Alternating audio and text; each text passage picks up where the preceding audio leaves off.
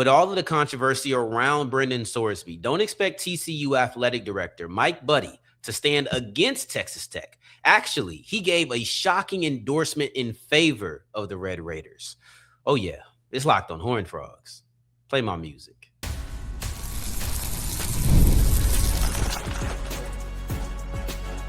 You are Locked on Horned Frogs, your daily podcast on the TCU Horned Frogs. Part of the Locked On Podcast Network, your team every day.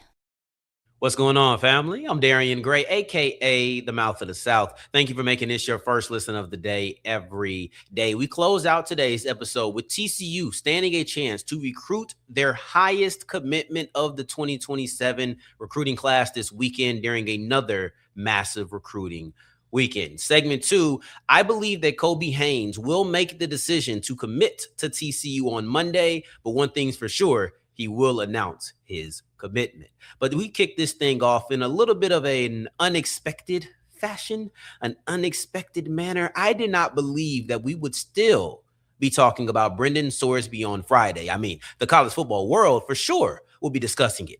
But when TCU athletic director Mike Buddie came out and gave an endorsement, not just an endorsement, he called for everybody in the Big 12 to stand behind Texas Tech. There was no way that we could pass this up. I am absolutely stunned. Now, this was about a minute clip on Twitter of an interview that will come out on Saturday.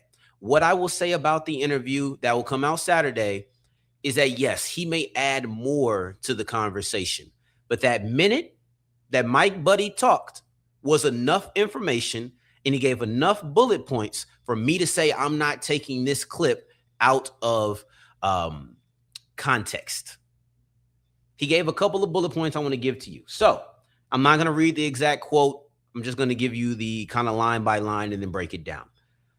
He understands why teams would say they aren't playing Texas Tech, which I think is very important because it takes him from being giving an endorsement to excusing. If he didn't understand why people were upset, it'd almost be like he stood with Texas Tech and he endorses. Let me pause there for a second. As foul as this whole situation is, I do believe that 95% of fan bases would do exactly what Texas Tech fan bases are doing. I think that the majority of schools, if they had Brendan Sorsby, would do exactly what Texas Tech is doing.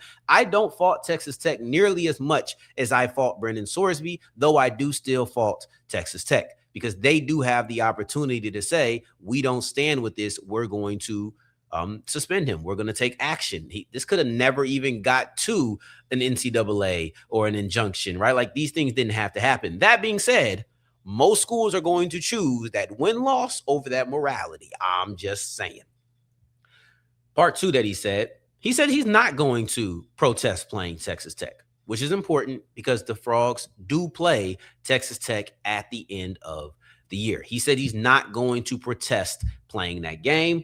He thinks that competition is really good, and he views this as competitive. Here goes the part that really gets me. He says, to be honest, with Texas Tech has been really good for the conference. Okay, not really. If we're going to be honest, not really. Texas Tech was good for the conference last year, but it's not as if Tech has been some powerhouse. Texas Tech has spent years not being competitive. In this McGuire era, they have built back up into being a bowl-eligible team, and last year, they were one of the best teams in the nation. But the idea that they've just been really good for the Big 12, not recently at least, but I'm going to take that as they're really good right now for the Big 12. And then lastly, we have to get back to some, and this is the most important part to me, Mike Buddie said that we have to get back to some semblance of community when referencing the Big 12 on this matter. To me, if you say we need some sort of community, we need some sort of semblance of community, that means we need to stand together. In other words, we need to all be on the side of Texas Tech. Ideal, right? Like that's a very idealistic point of view by Mike Buddie. It's also completely unrealistic, and I think he knows that. I don't think he's an ignorant man by any measure. I think he's fully aware that the idea that we're going to get some semblance of community in the Big 12 that surrounds Texas Tech, puts his arm around the Red Raiders and say, we get it. Everybody shouldn't be looking at you that way. Unrealistic. It's not happening, right? Like, you have to understand, because this is Kansas State, right? Like, this is what Kansas State athletic director had to say. We've had some serious conversations about it, talking about not playing them. We've had some serious conversations about not playing Texas Tech. There is still a lot to be discussed. We aren't scheduled to play them this year, but it's something we have to look at from a college football perspective. This is greater than the Big 12. There's people who don't want to play Texas Tech in any sports, let alone just college football. The Big Ten talking about we're not going to play them in soccer, baseball, softball, basketball, men or women. We ain't going to do it in track and field if we don't have to. When you're looking at a situation like this, there is so much conversation that is larger than just Brendan Sorsby at this point. So to act like it's even an option to have some community, to act like it's an option to have a uniform stance amongst the Big 12, maybe you get to the point where those who don't agree with what your mark has to say just stay silent. Maybe you get that. Because if you can get that, then at least it presents a unified front without having to have a lot of voices, right? One person is going to speak up for the Big 12 for the most part, but everybody's going to speak up for their colleges. There's a reason Buddy's speaking. There's a reason that Taylor, the athletic director for Kansas State, is speaking. And I'm sure there's other people who are talking about this, because as much as the Big Ten doesn't like it, as much as the SEC doesn't like it, I haven't really heard much from the ACC, but as much as these other Power Four conferences don't like it, there's no guarantee that they're going to have to play Texas Tech.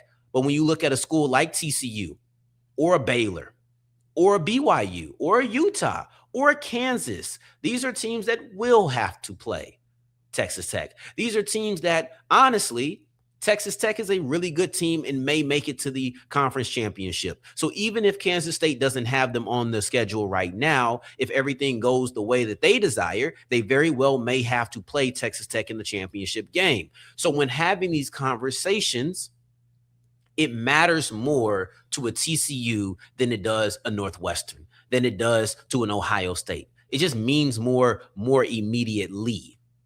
You know, because plus when you get to the playoffs, they're going to play those games no matter what. That just is what it is. So when I'm looking at this situation, I think unrealistic ask, but it also kind of tells me where Buddy's head's at. And I think this is a lot of times the case for athletic directors. Money. It's all about the money.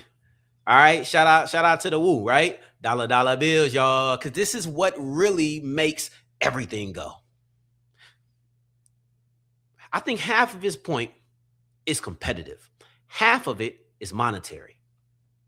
When I look at what Mike Buddie said, I can divide the 4 bullet points that I had into competitive and monetary. Because when he says that Texas Tech has been good for the conference, why does that matter? When Buddie says that Texas Tech has been good for the conference, my alarms go off. And you know what they tell me? In other words, Texas Tech is one of our best teams. And as one of our best teams with Brendan Sorsby, they stand a better chance of being a true national player. Now, of course, you want to be the national player, and I don't think that he wants Texas Tech to be so good that they can beat TCU, but I think he's aware of the quality of top dogs oftentimes impacts the view of the quality of your conference. So when you look at a team like Texas Tech, who is the best team out of that conference in 2025, looks like they could be the best team out of that conference in 2026. You probably want that team to be another high-level squad again, because it makes the Big 12 look better. So when he says they've been big for the Big 12, they've been really good for the Big 12, I can only think about last year in the way that they benefit in college football is by being one of the best teams. He gets into we have to have some semblance of community. Once again, it feels like we need to, this impacts the Big 12. I'm not agreeing that it impacts the Big 12. I think it very much so impacts Kansas or Texas Tech. But when he says we got to get to some semblance of community, I start feeling like, all right, guys, this is going to reflect negatively upon us, or this is going to have some impact on us. We need to stand behind them. And when I think about the impact, I once again think about Brendan Sorsby and how he can create or help Texas Tech be that best team in the conference yet again, be that major player. That's just what I'm thinking. You know, he asked for others to give the same grace, maybe is the word that I would use, that he has. But the other aspect is, hey, we want to play. We want to play. We want to play the best team. You know, I don't know if it was a coach or an athletic director, but I'm pretty sure it was an anonymous quote that I read that we want to play Texas Tech with Sorsby because we want to beat them at their best. And from a competitive standpoint, I respect it. We don't want you to be hindered. We don't want you to have to play with one arm behind your back. I would argue that Hammond, being the quarterback in waiting, keeps you from being one arm behind your back because they do like him a lot. But I get it. It's not Sorsby. There's a reason they went out to go get Sorsby. I just think this is a very difficult one to process. I don't think that you're going to get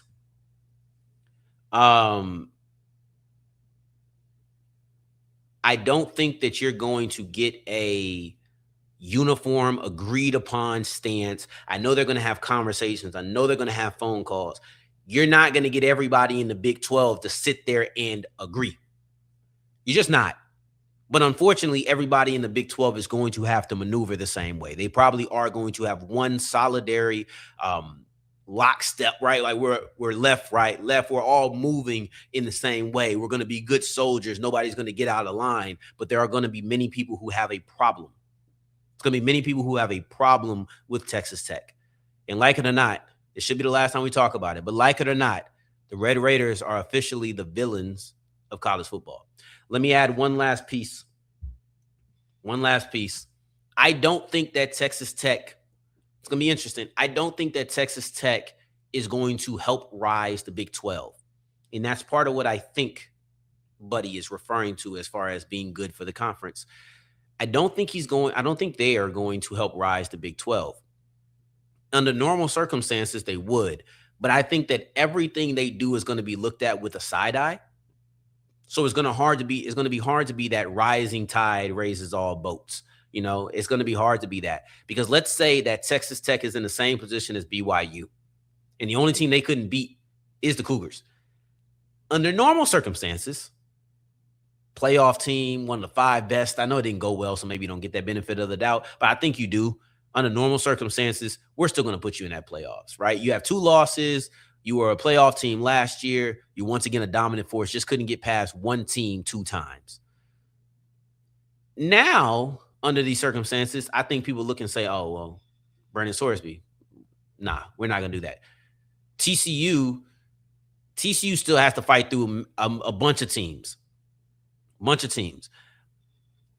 I think the idea that Texas Tech is going to help them, whether or not they make it, you know, like whether or not they win the conference, I don't think that's going to happen anymore. And it's unfortunate, but it's real, because there's a lot of people who feel away. And there's nothing more important than college football, unfortunately, than how people feel.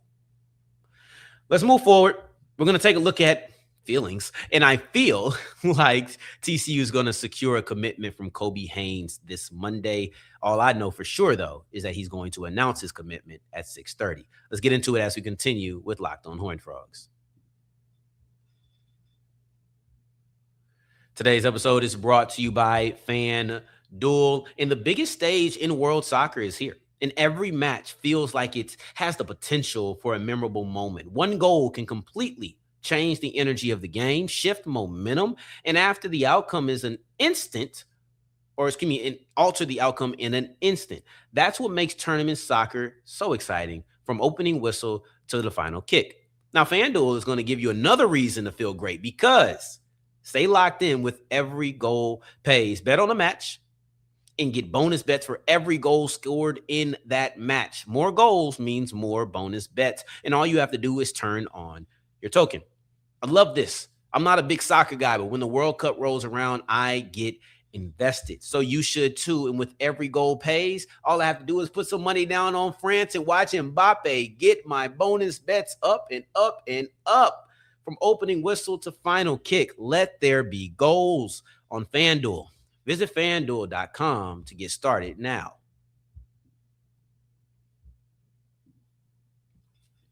As we continue rolling on today's episode of Locked on Horned Frogs, I appreciate you for making this your first listen of the day every day. Segment two is all about recruiting, and we're going to carry this on. I don't think we're going to get into any more controversy moving forward, but segment two, from there on, we're about recruiting, and Kobe Haynes is going to make his announcement. The 3-star wide receiver and athlete out of Whitney, Texas, will make his decision on where he will play college football on Monday, 6:30 p.m., part of Dan Campbell, Texas. So I think TCU is still the front runner. I still think TCU gets the commitment, and it's all because it's the relationship business, as well as TCU simply has been the best team that is in the Final Four for a while now, So let me give you Haynes' Final Four: TCU, Baylor, Kansas, Stanford. Okay. I'm going to first get into the relationship business, and then we're going to get into how TCU just flat out has been the better individual team. TCU has been in the mix for Haynes for a while, right? So they offered him in October of 2025. That's not late at all. I think that's pretty appropriately timed, maybe a tad bit tardy. You see guys get offered prior to their junior year. This was in the midst of Haynes' junior year, but still not late at all. Not late at all. In comparison to the other teams in the top four, Baylor, they were way early to the party. They offered him after his freshman year.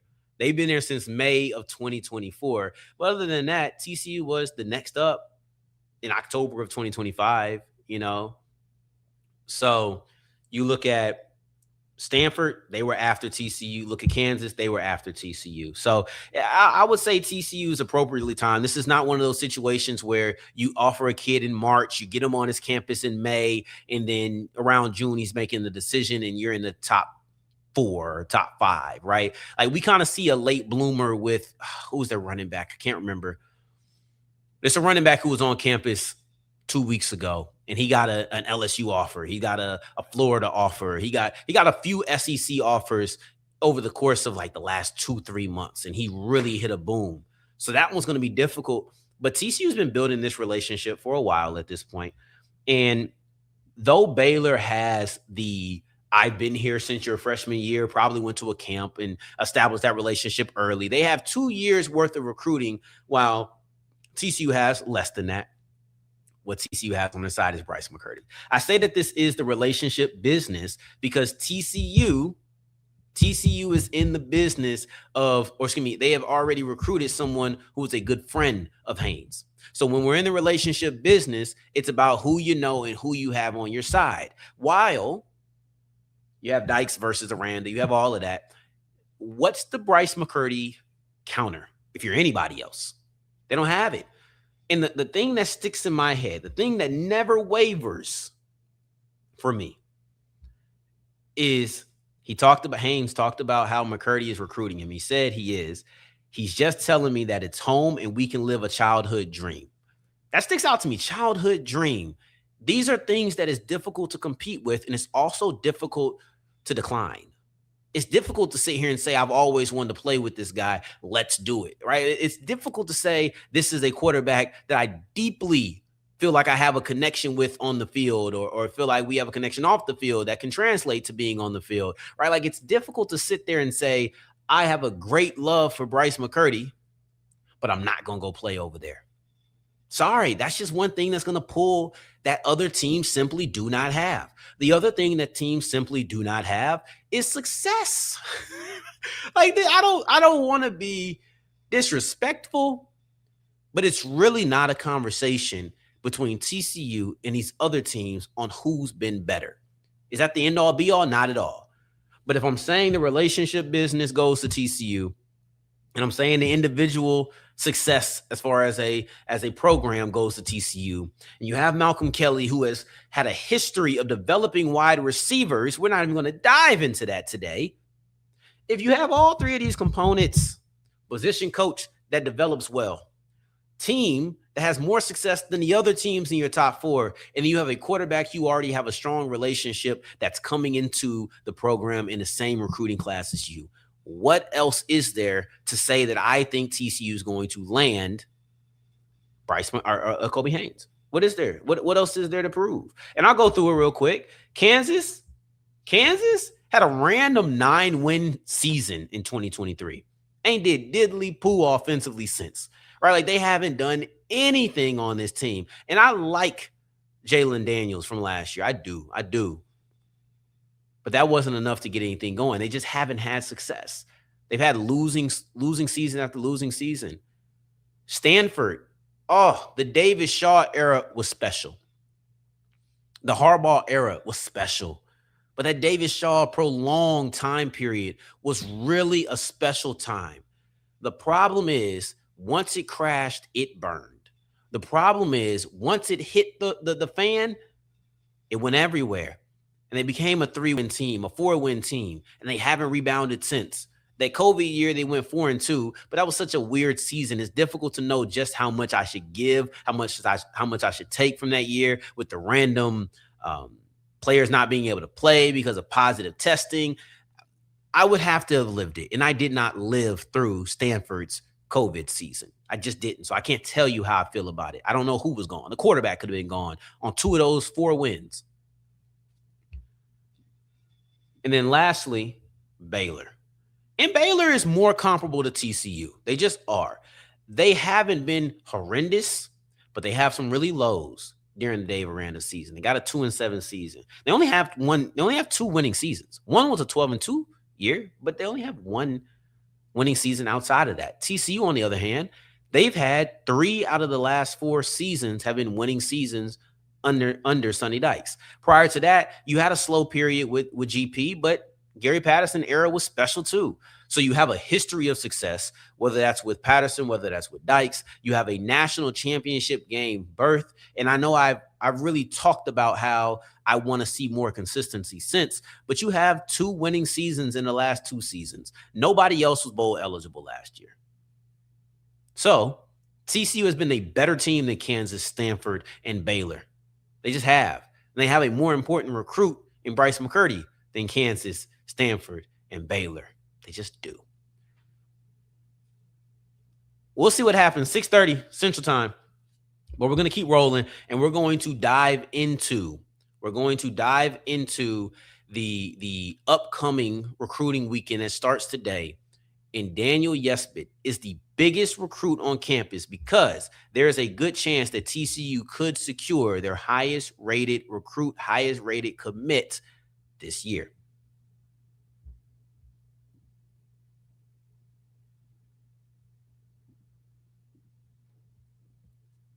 As we're wrapping up today's episode of Locked on Horned Frogs, I appreciate you for making this your first listen of the day every day, making it all the way to segment 3, and I thank you 2 times for that.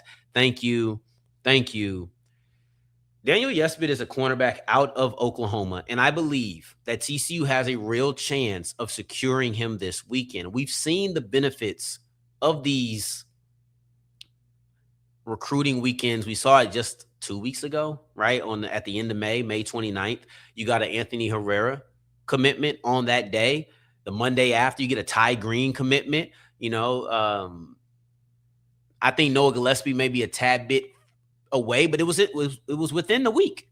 It was within that week. So from the week of to a week after, TCU secured 3 commitments and also a flip in Landon Johnson. But Landon Johnson doesn't count because he wasn't there. He will be here on this upcoming weekend, though. And I think for that, it does make a lot of sense for him to be present. But I thought it was a notable commitment that you were able to get him to say, I want to be a Frog. I'm going to leave Louisiana Tech. I'm going to come over here to TCU without ever coming on campus. I thought that was notable. But at the end of the day, it's not Johnson as the defensive back that everybody's looking at.